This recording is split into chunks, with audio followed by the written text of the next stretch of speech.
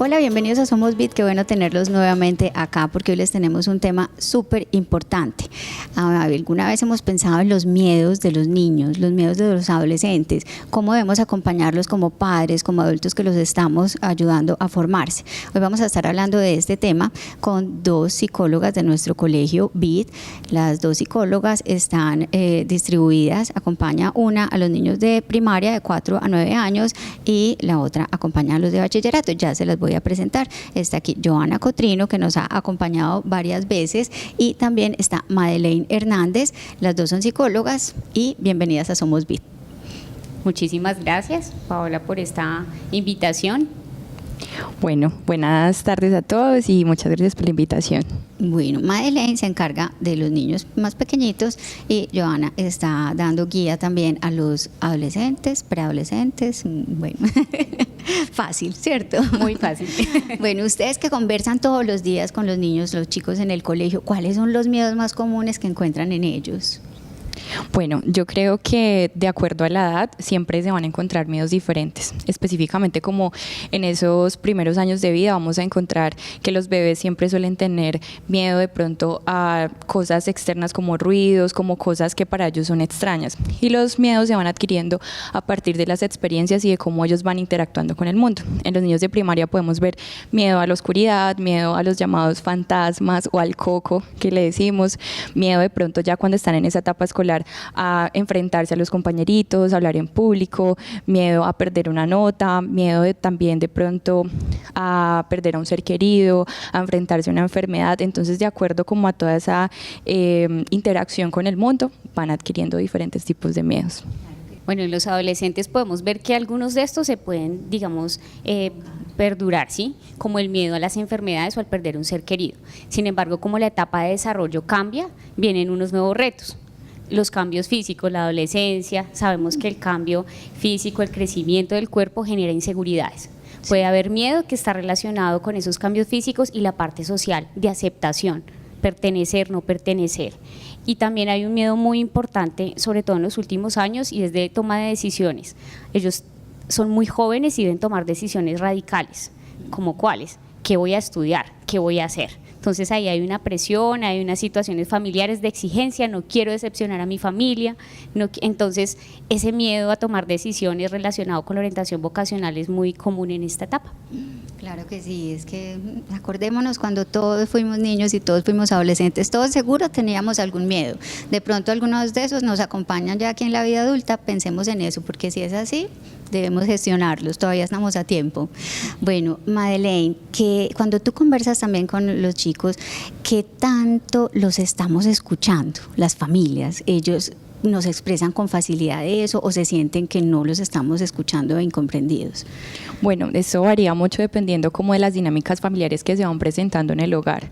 Sí, hay familias o hay niños que se pueden sentir muy escuchados, como hay niños que de pronto no tanto. De pronto a veces los papás están como muy presentes y muy involucrados en esa crianza, pero otras veces los papás de pronto tienen otras responsabilidades que les impide de pronto estar un poquito más presentes. Pero siento que la empatía y la comunicación son claves como en ese acompañamiento cuando existe un miedo, porque es clave que se puedan poner en el lugar del niño, poder entender sus emociones, sus pensamientos, de pronto qué puede estar originando este miedo, y después de esta empatía pues y de esta comunicación asertiva pues poder generar como una solución y un acompañamiento para poder ayudarle al niño a enfrentar este miedo. Claro que sí. Johanna, en los grandes, en los chicos que son preadolescentes y adolescentes que a veces se vuelven tan monosilábicos, ¿qué tan fácil les queda a ellos expresar sus temores? Pues aquí es un poco más difícil, sobre todo porque en la etapa de desarrollo sabemos que hay unos cambios y muchas veces es característica el no sentirse comprendido, mucho más desde el entorno familiar. Entonces es allí donde se ve con más regularidad quizá la expresión de ¿ya hablaste con tus papás? No, ¿para qué? ¿Para qué si me dicen que es una bobada? ¿Para qué si no me entienden? ¿Para qué si o ya lo hice y me dijeron esto? Entonces, sí es un poquito diferente a los niños, que son más espontáneos. En esta etapa de desarrollo son un poco más reacios y a veces realmente encontramos respuestas que no hay validación, que no hay escucha, no hay empatía, lo que decía Madeleine. Entonces, esto hace que ellos manejen sus miedos por otro lado.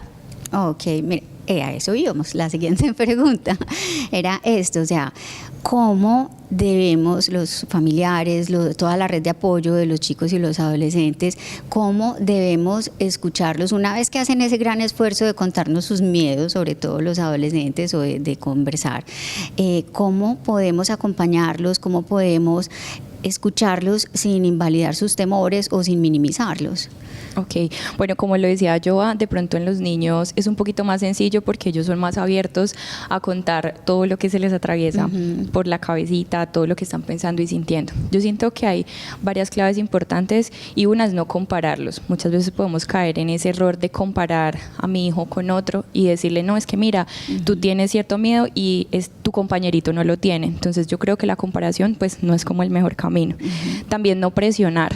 Muchas veces como en esa angustia o en esa frustración de querer que el niño supere ese miedo, podemos llegar a presionar con el tema de la oscuridad, de que de pronto duerma solo, de pronto en esa separación cuando entra al colegio y se separa un poco de su lugar seguro que es el hogar, tendemos a presionar, a acelerar al niño en ese proceso y siento que eso puede ser algo contraproducente.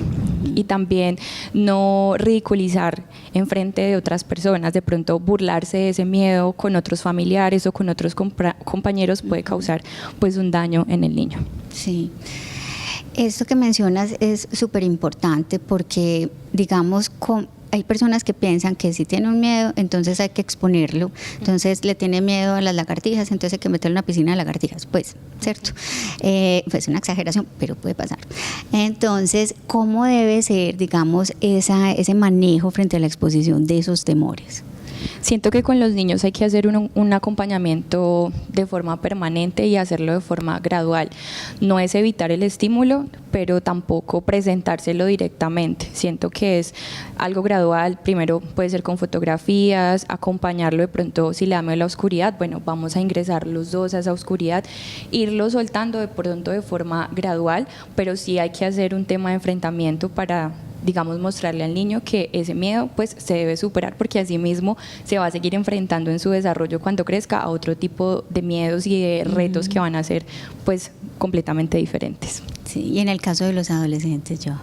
Pues en los adolescentes aplica lo mismo, ¿cierto? Aplica lo mismo, pero está no solo la parte de invalidarlos, sino también de exacerbar o incrementar esos síntomas.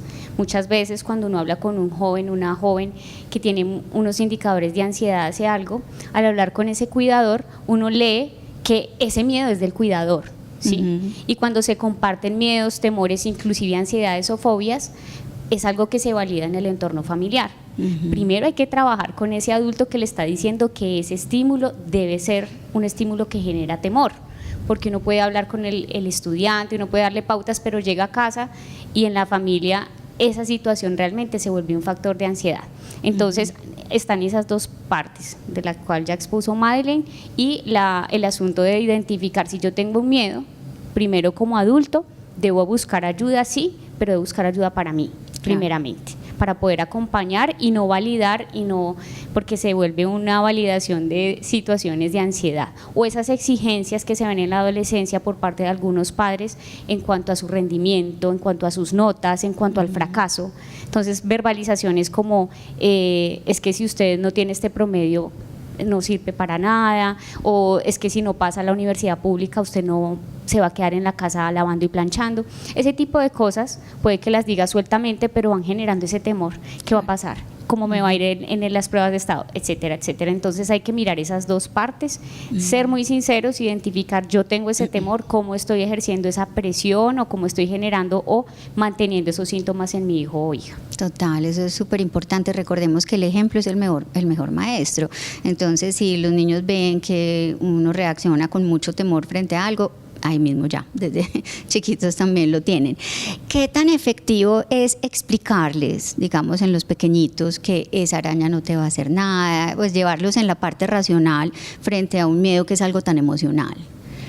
Siento que es fundamental. Como lo decía anteriormente, la comunicación hace parte primordial de acompañar al niño a enfrentar a ese miedo. Entonces siempre primero explicar. Muchas veces pensamos que los niños no nos escuchan, pero realmente ellos son demasiado abiertos a escuchar, a observar. Ellos todo lo que están viendo en su entorno pues lo están tomando para asimismo ir creando como esa identidad. Entonces es muy fundamental primero preparar al niño para lo que se va a enfrentar, contarle cuál es la situación, cómo se puede sentir, cómo anticipar todas esas emociones y pensamientos que él puede llegar a sentir para que él también lo normalice y entienda que no está mal sentir miedo, porque muchas veces también como padres se puede caer en el error de generar que el miedo es una sensación negativa, cuando el miedo es algo completamente normal que los seres humanos pasamos y que también se hace fundamental como en el momento del desarrollo. Todos necesitamos como sentir ese tipo de miedos para poder afrontarnos y poder superarlos, y esto pues nos va a ayudar siempre en nuestro crecimiento. Bueno, ¿cuándo un miedo se sale de las manos? O sea, ¿cuándo ya decimos los papás o los docentes o ustedes ya hay que empezar con unas estrategias concretas o hay que buscar ayuda profesional? ¿En qué momento? Bueno, en los niños específicamente siento que hay muchos síntomas o señales que nos indican que ya ese miedo se puede estar convirtiendo en una fobia, que una fobia ya es un miedo irracional o que no tiene una explicación o que realmente no se quita tan fácil. Esto se puede ver en muchas cosas, en comportamientos, en cambios de humor, mayor irritabilidad, de pronto tristeza, depresión. También podemos ver que el niño tal vez cambie esos trastornos del sueño, se comiencen a dar en él, de pronto duerma en exceso o tenga problemas para dormir o definitivamente no duerma en la oscuridad.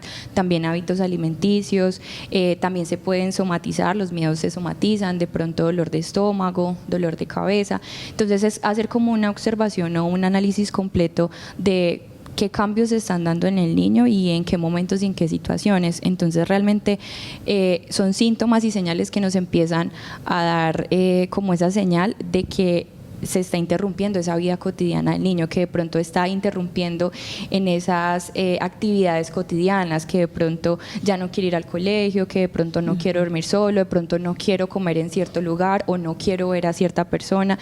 Entonces ya son comportamientos que empiezan a ser mucho más grandes de lo que de pronto eran antes. Sí, y en los adolescentes. Es algo similar, ¿sí? Es algo similar, solo que los adolescentes quizá cuentan con unos recursos verbales que les favorecen de pronto explicar qué pasa y tomar decisiones. Los niños sabemos que están más sujetos a el control externo, pero los adolescentes nos hablan de que hay cambios comportamentales, del sueño, de la alimentación. Esos patrones básicos siempre se ven alterados y hay que tener mucho cuidado con las manifestaciones de no querer participar o ir a algún lado, porque a veces como sabemos que tiene un temor, creemos que es solo producto de ello, pero hay que mirar, hay que revisar si no hay una situación de presunta violencia o alguna vulneración de derechos en algún entorno, porque si lo está viviendo, esto no se trata de una fobia o de algo, ¿cierto?, irracional, sino que obedece a unas situaciones que hay que entrar a validar, a escuchar y si es necesario, pues a proteger, ¿sí? Entonces ahí tenemos que tener mucho cuidado. Sí, o sea, es que es tan importante, hay que indagar, hay que escuchar, hay que sentarse con amor, con empatía, sin juicios, ¿cierto? Porque pues es importante que ellos nos expresen y que también confíen, nos ganemos esa confianza, pues como cuidadores, también pues desde la familia, ¿cierto? Eso es supremamente importante. ¿Cuál sería, digamos, una respuesta asertiva? ¿Cuál sería como una forma asertiva, adecuada, compasiva y amorosa de hablarle a un niño, digamos, que le teme a la oscuridad, o de un adolescente que siente defraudar a la familia o siente que no sabe todavía qué estudiar, por ejemplo? Bueno, yo creo que con los niños la empatía es fundamental, porque muchas veces podemos minimizar lo que ellos están sintiendo. Entonces nos puede parecer una bobada, de pronto que le tienen miedo a la oscuridad, podemos decir no, es una bobada, pero realmente para el niño no lo es. El niño percibe las cosas de una forma muy diferente a nosotros ya, pues los adultos. Entonces siento que es demasiado importante entrar en esa empatía para poder después empezar a mirar y a probar algunas formas de cómo enfrentar esa fobia. Yo siento que todo lo que nos pueda servir hay que tomarlo, entonces es empezar a ensayar y hacerlo en conjunto, de pronto, aunque sabemos que el niño todavía no tiene de pronto esa autonomía que tiene el adulto, sí es empezarle a guiar y empezar a tomar decisiones juntos. El niño siempre o casi siempre sabe lo que quiere y cómo se siente más cómodo, entonces ir como en esa exploración de cómo ir generando esa solución a ese miedo. De pronto si es la oscuridad, entonces empecemos con una lamparita y yo te acompaño, o primero con la luz prendida y luego la apago cuando pero entonces entrar como, nunca hay una receta o una clave secreta porque todos los niños son totalmente diferentes, pero sí siento que es ese acompañamiento, empatía y comunicación. Ya de pronto si estamos hablando de una fobia mucho más grande o vemos que después de ensayar varias cosas no encontramos una solución o un alivio gradual, siento que sí es mejor recurrir a un especialista. Los especialistas pues en psicología siempre van a estar para apoyar ese tipo de situaciones y nunca está de más pues como tener, muchas veces nosotros no tenemos como las soluciones y no las sabemos todas, entonces si no sabemos cómo enfrentar eso es mejor acudir a un profesional. Completamente de acuerdo, yo. Sí, esa parte del profesional me parece fundamental.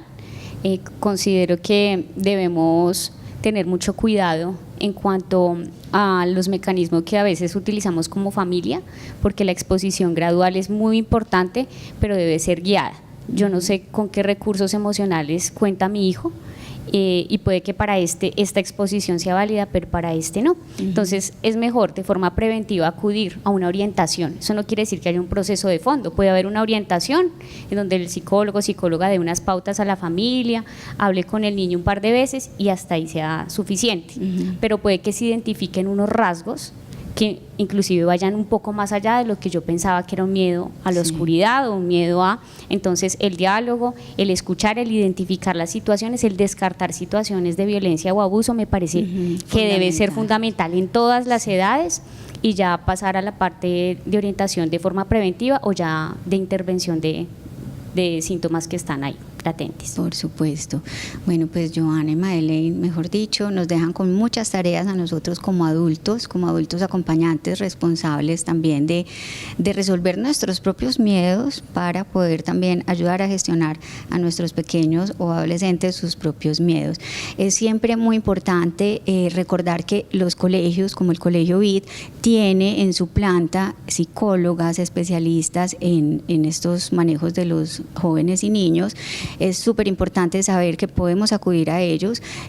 También podemos buscar ayuda externa, por ejemplo en el Centro de Familia BID tenemos servicio de psicología y nos pueden acompañar de terapia de familia también, y nos pueden acompañar y a resolver esos temores, no solo de nuestros chiquitos, sino también de nosotros. Bueno, pues muchísimas gracias a ustedes por sacar el tiempo y por contarnos pues de manera tan clara esta información, y a ustedes los esperamos en otro programa. Recuerden que este programa lo pueden ver y compártanlo con sus familiares, con sus amigos que saben que están pasando por situaciones así. Están en el canal de YouTube de la organización BID. Hasta entonces.